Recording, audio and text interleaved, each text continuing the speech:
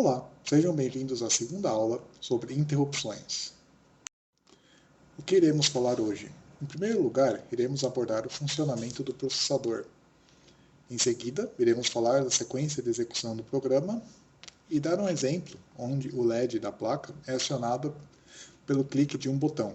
Estaremos mostrando a configuração dos pinos e da interrupção usando o software CubeMX, analisando a estrutura do programa gerado e verificando a execução do programa através de breakpoints. Vamos começar pelo funcionamento do processador. Como já vimos anteriormente, o microcontrolador interage com o mundo exterior somente através dos pinos ligados aos seus periféricos. Por outro lado, o microprocessador ele somente conta com o barramento de memória para fazer essa interação com o mundo exterior. Então, o que eu quero dizer com isso? Isso é a grande diferença entre o microcontrolador e o microprocessador. E também há um microprocessador dentro do microcontrolador. E, por exemplo, dentro do STM32F407, nós temos um núcleo de processamento Cortex-M4. Esse é um núcleo de processamento bem avançado, 32 bits. E, por simplicidade, aqui eu vou explicar o funcionamento da execução do programa e das interrupções com o 8088, que é um microprocessador bem mais antigo, que equipava o IBM PC original. Então, aqui na direita, nós podemos ver primeiro o fluxo de funcionamento do processador, vamos estudar com mais detalhe depois, e os pinos desse processador. Então, o primeiro aspecto importante de se observar no funcionamento de um processador é o clock. Então, nós podemos ver na figura que o pino 19 é a entrada de clock do processador. E o clock determina a velocidade com que o ciclo interno de processamento dele é realizado. Esse ciclo interno ele ocorre em 4 etapas. A primeira etapa chama-se fetch. Nessa etapa, o processador lê a partir da memória a próxima instrução do programa a ser executada. Depois, a segunda etapa, decode, nessa etapa, a instrução a ser executada é decodificada e acionando-se posteriormente na etapa execute, a unidade de lógica aritmética e a unidade de execução, para efetivamente executar o que essa instrução estava dizendo. Por exemplo, vamos somar A mais B. Então, o microprocessador ele soma A mais B e o resultado dessa operação deve ser armazenado, que é feito na próxima operação, a operação store. Então, esse ciclo ele repete-se constantemente. O processador vai executando as instruções do programa que foi compilado previamente. E esse programa está armazenado na memória, ele vai pegando essas instruções da memória, fazendo as operações e gravando os resultados de volta na memória. E a velocidade com que isso ocorre é determinado pelo sinal de clock. Outro aspecto importante é a memória. Como eu disse anteriormente, a única maneira do processador interagir com o mundo exterior é a memória, o barramento de memória. E esse barramento é dividido entre os bits de endereço e dados e os pinos de controle. Ele geralmente está conectado na memória RAM. Os microcontroladores geralmente têm a memória RAM dentro da pastilha. Num processador de um computador, por exemplo, a memória RAM geralmente está separada do processador. Qual a diferença dos bits de endereço e de dados? A memória RAM possui várias posições. Essas posições são os endereços. E cada endereço corresponde a um byte de dados, ou dependendo da largura de dados do processador. Pode ser 8, 16, 32 ou até 64 bits. Então, para cada posição da memória, cada endereço da memória, há um dado armazenado. E o processador ele pode pegar dados e escrever dados na memória, e a velocidade em que isso ocorre geralmente é um submúltiplo da velocidade do processador. Então, a velocidade que o processador executa o ciclo interno geralmente é menor do que a velocidade do barramento de memória. Então, durante a execução do programa, são usados os registradores para armazenar temporariamente os dados necessários. Então, geralmente o que acontece? O processador vai pegar, no exemplo que eu estava dando, de fazer a operação A mais B, o processador vai fazer o quê? Vai pegar A e armazenar no registrador, por exemplo, AX. Vai pegar o memorando B e vai armazenar no registrador BX. Depois ele vai executar a operação somar A mais B, somar AX com BX, e depois vai escrever o resultado disso na memória novamente. A execução dessas instruções é feita de forma sequencial, ou seja, depois de uma instrução vem a próxima, e assim por diante, e o próprio programa determina qual é a ordem. Então o programa pode pular para uma determinada instrução, mas muitas vezes o processador precisa responder a eventos externos. Então, por exemplo, o usuário clica o mouse, não importa o que o computador esteja fazendo, o processador esteja fazendo, acessando os dados no disco rígido ou trocando informações através da porta Ethernet, o processador precisa parar naquele momento e ler o que o usuário clicou. Então, isso se chama uma interrupção. Quando acontece uma interrupção, o programa para o que ele está fazendo e executa um determinado pedaço de código que significa que se chama Interrupt Request Handler ou rotina de tratamento de interrupção. Então, naquela rotina, por exemplo, escreve-se verificar igual a posição que o usuário clicou o mouse. E depois que essa informação for armazenada, o processador retoma a sua operação normal. Ele volta ao ponto que ele estava antes de ter ocorrido a interrupção. Então, o fluxo não é mais sequencial, o fluxo foi interrompido na ocorrência da interrupção, a rotina de tratamento de interrupção foi executada e o processador voltou à operação normal. Então, aqui, por exemplo, eu trouxe um exemplo. Você tem aqui um programa, uma rotina principal, int main, e dentro desse int main então while 1, while true. Então o programa ele simplesmente vai ficar executando a linha 345 indefinidamente. Na linha 9 nós podemos ver a rotina click IRQ handler. Então essa é uma rotina que seria um tratador na rotina de tratamento de interrupção. Essa rotina ela está, por exemplo, atrelada ao clique do mouse, por exemplo. O programa, assim que o usuário clicar o mouse, vai pular para a rotina de tratamento de interrupção. Então, não importa se ele esteja no while 1, dentro do int main, ele vai para a linha 9 e vai executar a linha 10, que é o usuário apertou o botão. Terminada a rotina de tratamento de interrupção, ele volta ao while 1. E assim continua sucessivamente a execução do programa. Toda vez que ocorrer uma interrupção, ele para o que está fazendo e executa outra rotina de tratamento. Aqui nós vamos tratar um exemplo que é acionar um LED por um botão. Então, o microcontrolador, nós vamos configurar um pino dele como interrupção. Nesse caso, nós temos usando a placa STM32F4 Discovery, o pino P0 está ligado ao push botão azul da placa. E nós vamos configurar o microcontrolador para detectar uma interrupção, para gerar uma interrupção a partir da detecção de borda de subida nesse pino.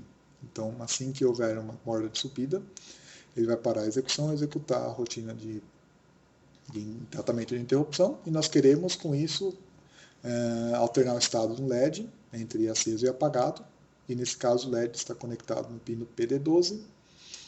Então, novamente, esse pino vai ser configurado como uma saída GPIO digital. Então, essa é a configuração dos periféricos que nós vamos mostrar a seguir. Bom, agora vamos criar um projeto no CubeMX. Aqui eu já abri um projeto novo para o microcontrolador STM32F407VGTX, que é o que está instalado na placa Discovery. Selecionei o pino PA0 como GPIO EXTI0. O que quer dizer isso? External Interrupt linha 0. Esse microcontrolador possui várias linhas de interrupção e, nesse caso, o pino PA0 está conectado à linha 0 de interrupção externa. Outros pinos podem estar conectados a outras linhas de interrupção também. Vamos configurar também o pino PD12 como uma saída de PIO para acionar o LED verde. Também na configuração de clock, eu defini a velocidade do processador para 168 MHz, que é a velocidade máxima de funcionamento dele. Podemos, por exemplo, usar outra frequência, basta digitar o valor desejado, apertar Enter, e o programa irá buscar uma solução adequada para o clock. Aqui no caso ele está usando um oscilador interno de 16 MHz, também poderia usar um cristal, por exemplo, um oscilador externo. O PLL ele é responsável por aumentar o clock desses osciladores para um valor desejado, por exemplo, no caso aqui, 168 MHz. Na aba configuração, iremos primeiro observar a configuração do GPIO, clicando nesse botão. Podemos ver que o pino PA0 foi listado e ele está configurado como External Interrupt Mode with Rising Edge Trigger Detection. Isso quer dizer que ele é uma interrupção externa com detecção de borda de subida. Também poderíamos escolher as opções com borda de descida ou as opções com borda de subida e descida. Por agora vamos manter a configuração deste jeito. Para o pino PD12 também, aqui podemos ver as configurações, por exemplo, qual é o estado default do pino, a inicialização, qual é o tipo de estágio de saída, nós queremos resistor de pull-up e pull-down, entre outros.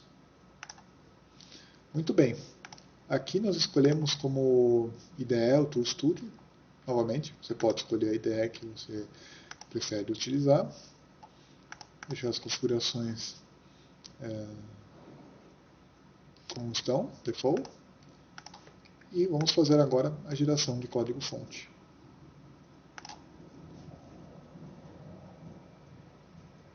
Com o código-fonte gerado, basta clicar em Open Project para ir para o Tool Studio e fazer o resto da programação.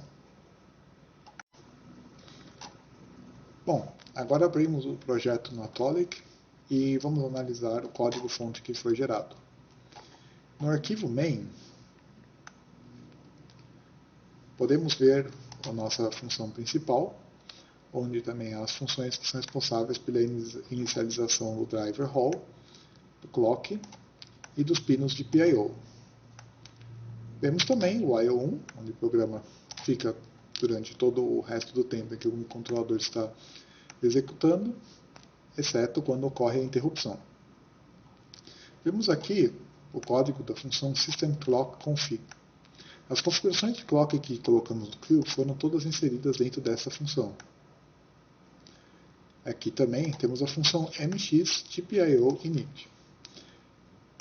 Aqui dentro dessa função vemos a configuração dos pinos que selecionamos.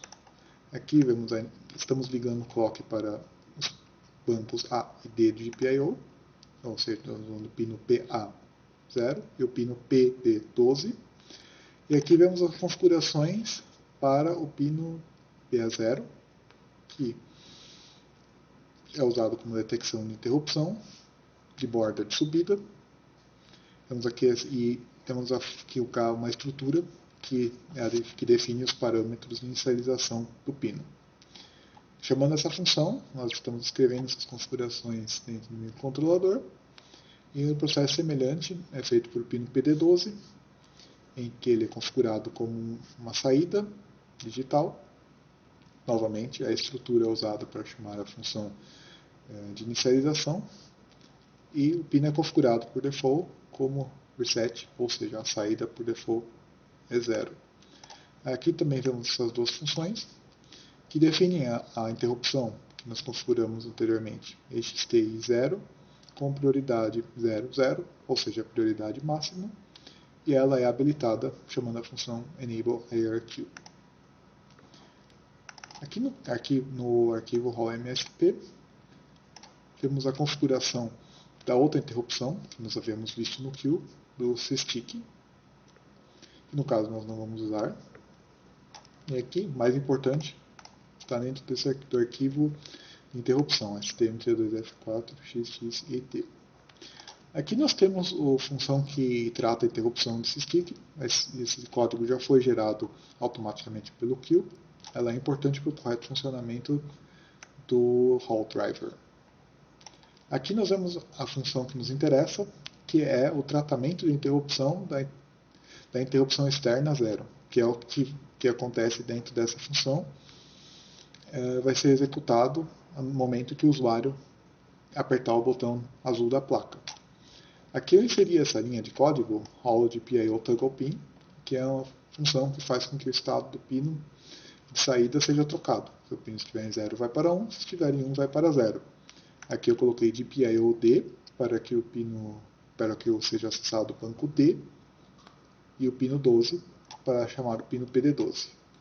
Esta outra função, finalmente, devolve o controle do processador para o Hall Driver. Então é importante chamar essa função depois que você fez a sua rotina.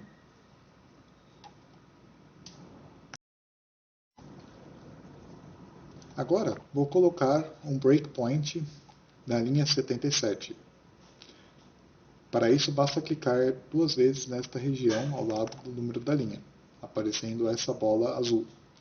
O que é um breakpoint? Durante a etapa de depuração, nós podemos colocar um ponto, definir um ponto no programa, em que cada vez que o processador chegar nessa linha de código, a execução será parada e você será notificado na tela do computador, podendo, por exemplo, ver os valores das variáveis e até editar esses valores e retomar a execução do programa a critério.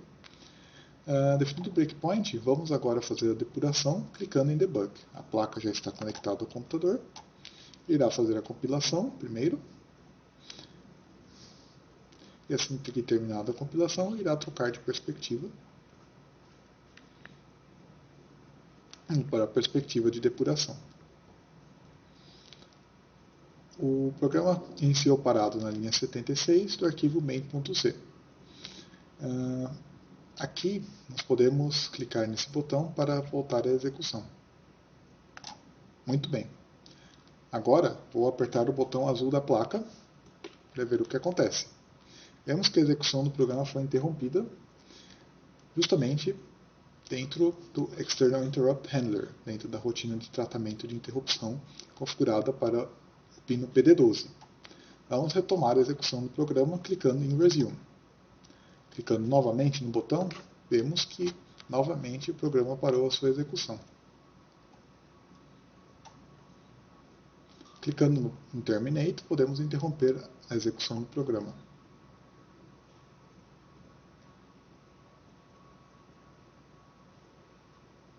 Bom, agora podemos ver o resultado final do programa. Apertando o botão azul, o LED se acende. Apertando o botão novamente, ele se apaga. Obrigado por assistirem esse vídeo e até uma próxima.